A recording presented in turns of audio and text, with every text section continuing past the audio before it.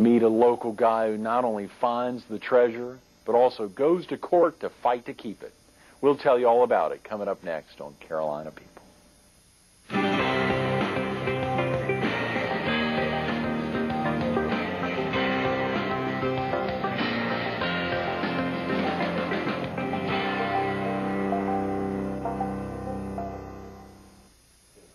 Good morning. Welcome to Carolina People. This morning we're at Villa Romana Italian Restaurant on South Kings Highway in Myrtle Beach. We're focused on a very special guest, a treasure hunter, Jay Bultz. Good morning, Jay. Good morning. How exciting to get in, to think about all the activities going on the Strand, but to think that you spend so much time in an area that not too many folks see. There's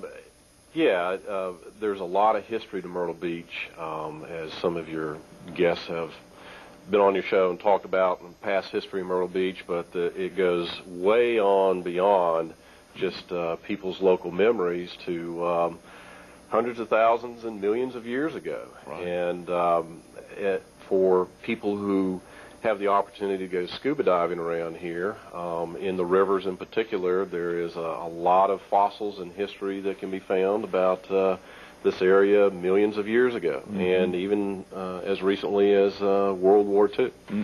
And it's fascinating. A lot of people don't know that history, but I've brought a few things to show you today as some of the things that my dive buddies and I have found over the years, and diving in the ocean out here off of Myrtle Beach, diving in the local rivers, in the Waccamaw River and the Cooper River and those places. Since this is Treasure Day, and obviously yesterday was Treasure Day for so many, including, I'm sure, your own children, Jay, the excitement of getting into some of the activities, but we got to get back to an early point. When did you first begin diving? When I was a kid, when I was about maybe 11, 12 years old. That was back before they had certification. And my friend and I went down to the local Sears store and bought a scuba tank and the old regulators, double hose regulators from Voigt, and we went out, just walked right out into the beach and tumbled around in the surf under the water. But we really got started diving in a place called Clear Pond, which is part of the Carolina Bays area over in central Horry County across the waterway. Those are some natural springs that feed these ponds, and we would go diving out there in the crystal clear water, and so that's when I got hooked. And then later on in years, I started diving down in the Gulf of Mexico, and then got certified and off of the beach here and out in the ocean, and then got involved in diving in the rivers. Now, is Clear Pond still around? It is. It's part of the Carolina Forest development out there. Right. I don't know how many people know that it exists out there. I think some of that land is preserved and is private, but I'm not sure how much is developed now. But there were a number of ponds out there that we could go diving in. One of the exciting aspects, before we started this morning, is you said that there are aspects of diving in the rivers, and it's pitch black out there. Oh, yeah. And you're really not able to see the next person. And there's so many aspects of that, Jay. A, how you got into it. B, why, and surely C, what are some of the things you've found. So let's get into that. Well, I went to law school in New Orleans, and while I was down there for several years, I got involved with a group of people who were diving on the offshore rigs, spearfishing and some deep water diving, and then we got involved in shipwreck diving out in the Gulf, and then cave diving over in Florida. And so after law school, when I returned home to Myrtle Beach, I just continued and discovered just an incredible amount of things we have to dive on, here near Myrtle Beach. In the Waccamaw River, you have hundreds of years of history of plantations, and everybody traveled by the water. People dumped their stuff in the water. Things got lost in the water, and so when you go down to the bottom of the rivers, you find that. But like you say, it is dark water, colored dark by the tannins and things from the leaves from the trees that we have in the forest here. And so when you go down, the light just goes completely out. It's completely black on the bottom, and you use a high-power underwater light in order to see. But mostly you have to feel your way around, use a compass, and figure out where you are on the bottom. and just use your equipment, monitor what you're doing, and then come back up to the boat, hopefully. Sounds kind of risky, Jay. It is. Not many people do blackwater diving. It is risky. You have bad currents in the river. There have been some people who have been injured by alligators. Once I was run over by a large tree stump that was tumbling down the bottom of the river going with the current, and I managed to see this thing coming at me, so I just laid down flat on the bottom, hoping that it wouldn't do too much damage, and the thing just rolled right over me. It is risky, but the rewards are great. And when you find things on the bottom of the river going back hundreds or thousands or millions of years ago, it is just fascinating. I have a few samples, if you'd like to take a look. Yeah, absolutely. Okay. Why don't we start with, if you can try to think of the ones that are sitting next to you, the ones that go back more or less to the beginning, in your earlier days of diving. Obviously, we've got lots of samples that aren't sitting here with you. Well, first of all, most people have never seen a shark's tooth this size. These can be found in the Cooper River near Charleston, and the technical name for this species of shark, of millions of years ago, obviously it only exists today, is Carcharias carcharodon. And these shark's teeth are quite valuable. They're found at the bottom of the river, and you have to hunt for specific fossil beds, and when you find a fossil bed, you just start working it. But these are fascinating. And it's exciting to find something like this. And again, this is part of our history in this area. These can also be found down on the waterway, where the waterway has been cut down through the landscape. Lots of people go out there and dig for fossils, and occasionally they'll find these out there as well. The thing is gigantic, Jay. That's amazing. Yeah. Also, another tooth. This comes from a saber-toothed tiger. Oh, come on. And this also was found in the Cooper River area, going back, obviously, millions of years ago. And so we can see that the history of this area at one time, because we have the shark's teeth, this area was covered by the ocean. And then later it was dry land. And so we have saber-toothed tigers roaming around, and here's evidence of that. It's incredible to find something like this. And that's, this is why I like to do it. Now, these two fossils that I just showed you were found by my diving partner, Dave White, who's a dentist in Surfside. He goes practically every weekend and finds just incredible things. And I go when I can, but he and I used to dive a lot together in the Cooper River. Also... Now, does Dave just have an incredible love of teeth? Is that why he's searching for these things, or is it just happenstance? Because he's a dentist? Right, yeah. I think he just loves to dive, and he goes all the time. Right. But another tooth that Dave, the dentist, found is this is a mastodon molar. Oh, come on. And this is an incredible find. This is a beautiful artifact, a beautiful fossil, I should say. And to find something like this is just outstanding. And that was found here in the area, Jay. Yeah. Where? These have been found, teeth similar to this have been found in the Hurl Rocks area, right on the beach. I think that's about 19th Avenue South here in Myrtle Beach. This particular one was found in the Cooper River near Charleston. The Cooper River is a very good fossil area because the river cuts very deep through the landscape, and there's a long current going through there. And so it digs up a lot of fossil beds and exposes things. Of course, when you're under the water, you have to do some digging yourself. And you have to find the fossil beds. But now, for viewers who may not be familiar with what's a mastodon... Well, it's a prehistoric ancestor to the elephant. That is incredible. And he has also found some ivory from a mastodon tusk. We have samples of that, too. Incredible. But coming up to more recent history, this is a bronze spike that I got off of a shipwreck that me and some others were salvaging off of Cape Remain. And there were a lot of interesting artifacts that we found off of that, and this is something that we had some adventures with, filing a salvage claim in Admiralty Court down in Charleston, which I served as a lawyer for the group as well as one of the divers for the group.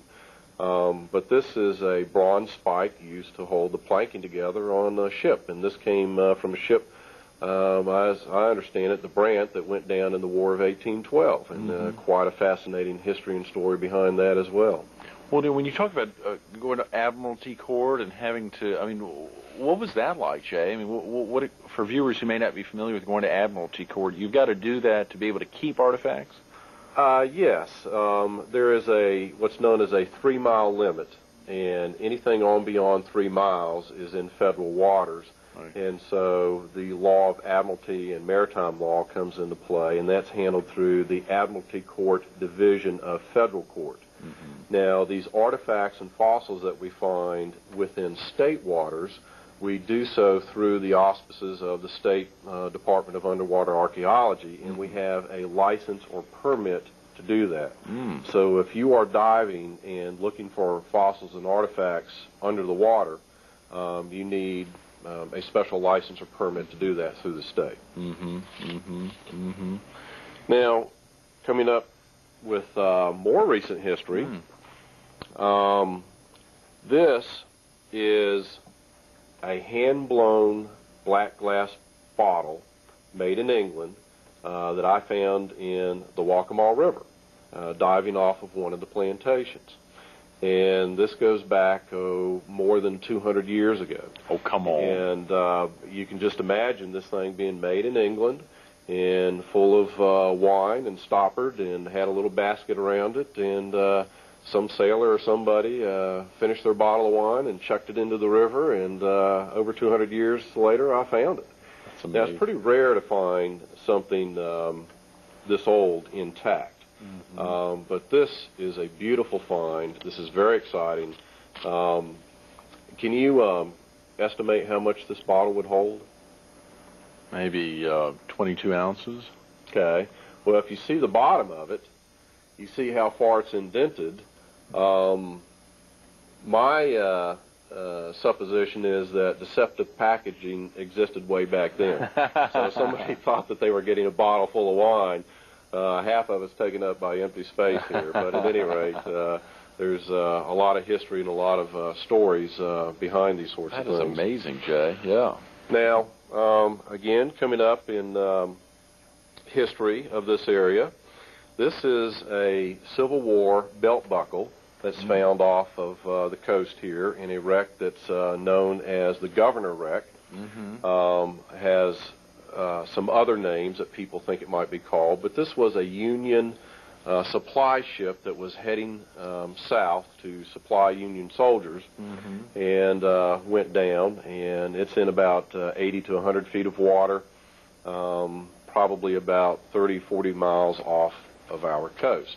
Golly. And this particular buckle says SNY on it, or State of New York. A lot of soldiers in that war came from state militias. Right. And so this was a state militia buckle, but also on the wreck there was also another one that we have here that says U.S. on it. I saw that. For United States. So, again, more history of Myrtle Beach. And if it says U.S. on it, which side would they have been representing? That would be the Union. Okay. This is a bottle that I found off of Lighthouse Island off of McClellanville, and it says on the side, McElry's Wine of Cardui, and on the other side, Chattanooga Medicine Company.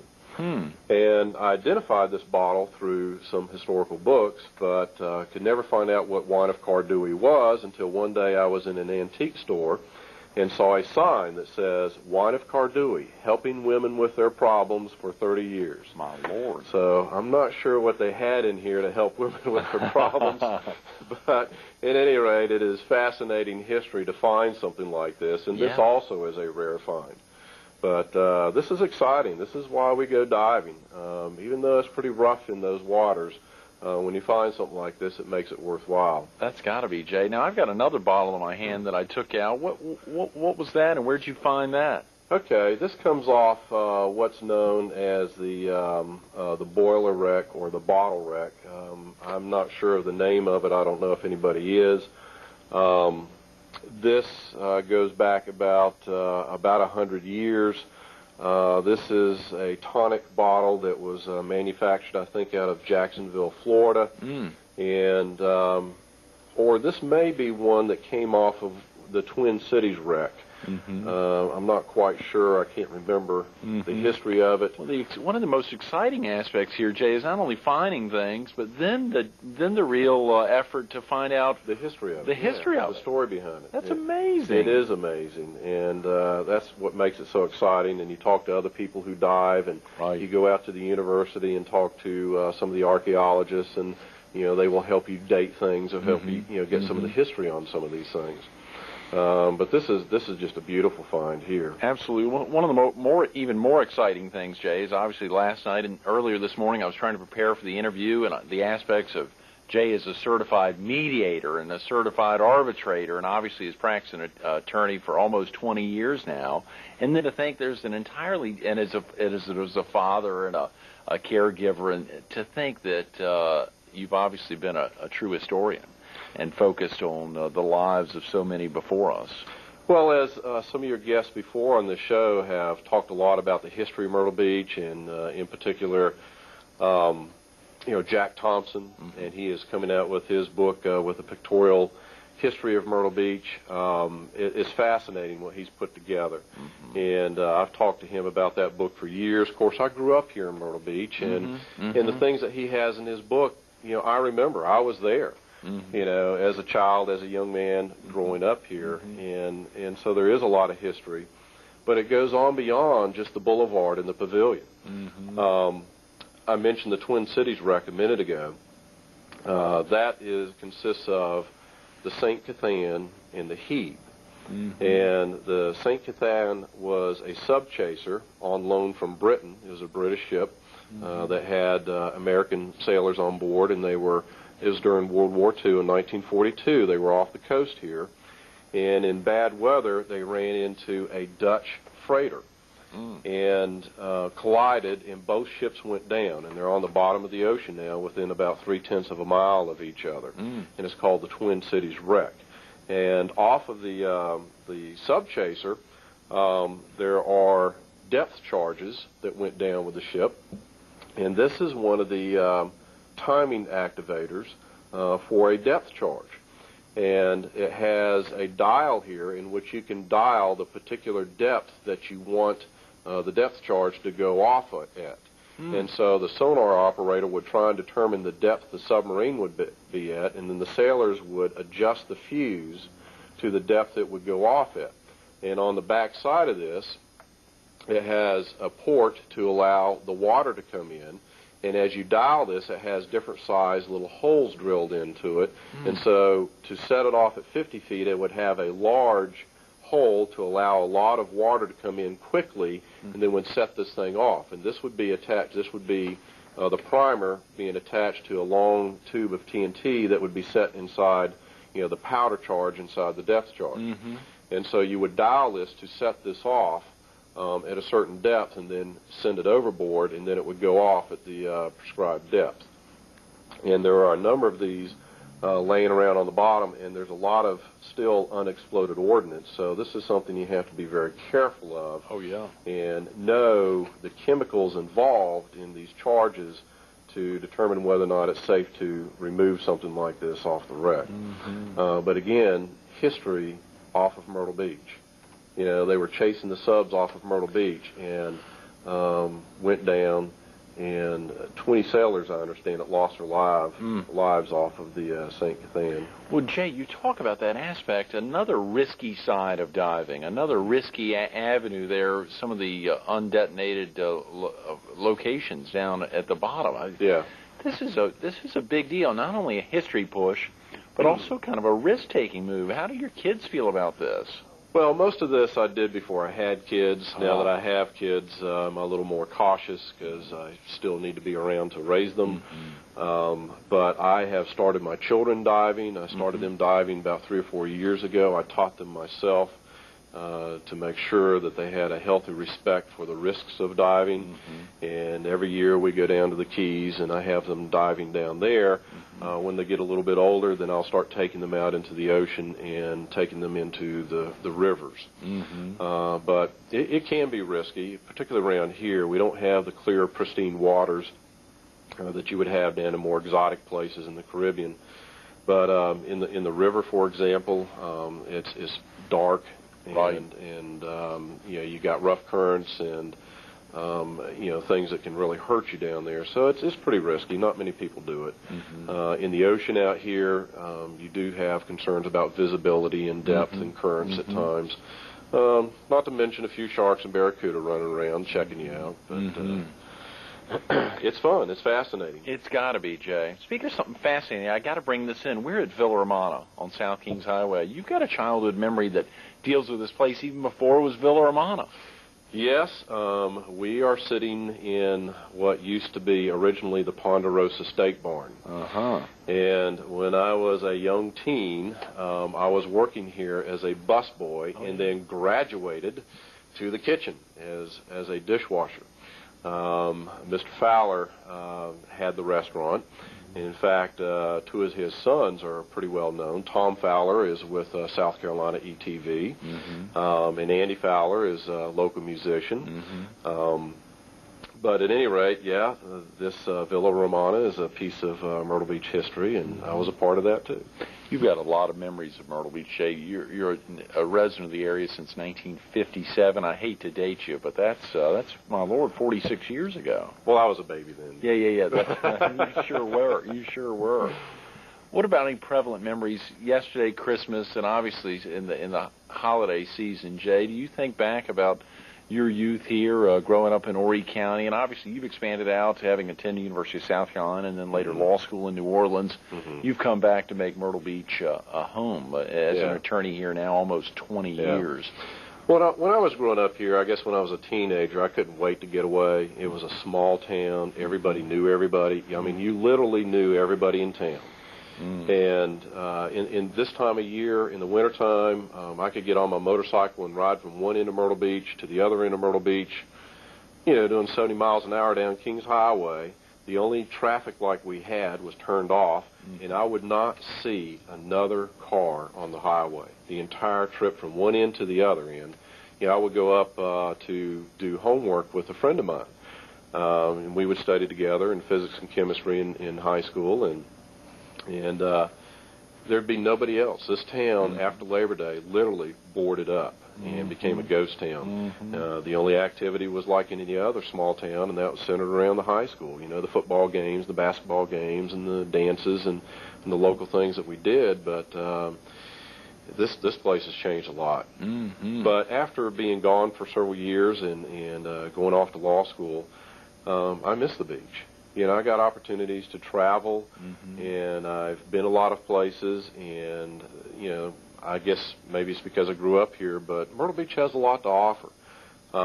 Yeah, it has the ocean, it has a wonderful environment, it has the rivers, it has the forests nearby, it has a lot of opportunities, it has a lot of first-class restaurants and venues for people, and you know, when my wife and I got married many years ago, the mother of my children, she was living in Atlanta. She's also a Myrtle Beach local. We went to high school together. But we had to make a decision as to where we wanted to live. And one of the things we looked at was, you know, the quality of life. Now, even though in Atlanta, both her and I together could, you know, make a pretty good living, much more so than we could here, it was the quality of life here in Myrtle Beach that brought us back home to Myrtle Beach. And we wanted to raise our children here. And I have two beautiful children, Monty and Mark, and they love growing up here. They you know, we live a block off the beach, and they spend, you know, so much of their lives down on the beach and in the ocean and doing the things around here, and I'm glad we made that decision. Jay, we got right around a minute, and, you know, as I think about it, you got a degree in journalism, University of South Carolina. What from your youth prompted you to say law was going to be for me? I'm not sure. I think a very good friend talked me into it, and when I looked into it, I found out that you get to get involved in so many aspects of life.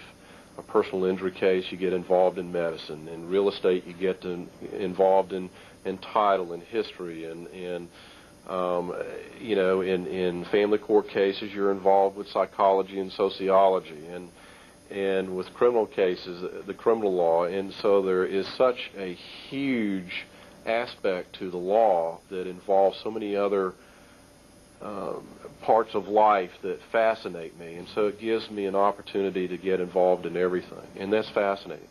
Plus, I just like helping people. Mm-hmm. The words are simple. I just like helping people. But the real aspect is the risk taker. Jay Bultz, the risk taker. No, I'm kidding. I mean, it's so exciting to think about that aspect of Jay cruising down Kings Highway 70 miles per hour as a teenager, obviously diving in the rivers, pitch black in the rivers, and logs rolling over him, and surely getting out there and having to fight to keep teeth in Admiralty Court. It's his love of children and helping others. Jay, thanks so much for being with us this morning. Thank you. It's my pleasure. Absolutely. Stay tuned to more Carolina People coming up next.